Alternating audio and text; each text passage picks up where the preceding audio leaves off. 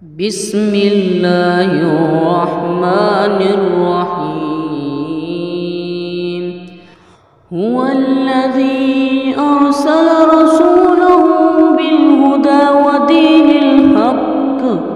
ودين الحق ليظهره على الدين كله ولو كره المشركون. يا أيها الذين آمنوا هل أدلكم على تجارة تنجيكم من عذاب أليم تؤمنون بالله ورسوله وتجاهدون في سبيل الله بأموالكم وأنفسكم ذلكم خير لكم إن كنتم تعلمون. يغفر لكم ذنوبكم ويدخلكم جنات تجري من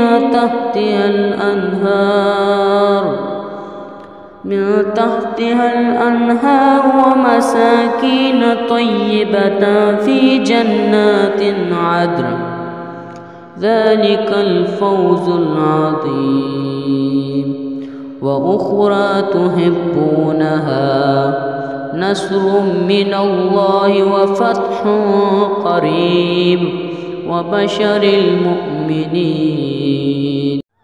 يا أيها الذين آمنوا كونوا أنصار الله كما قال عيسى ابن مريم للحواريين من أنصاري إلى الله قال الحواريون نحن أنصار الله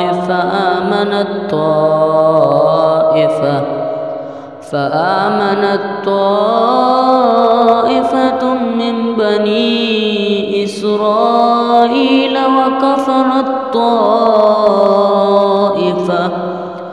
فأيدنا الذين آمنوا على عدوهم فأصبحوا الظاهرين.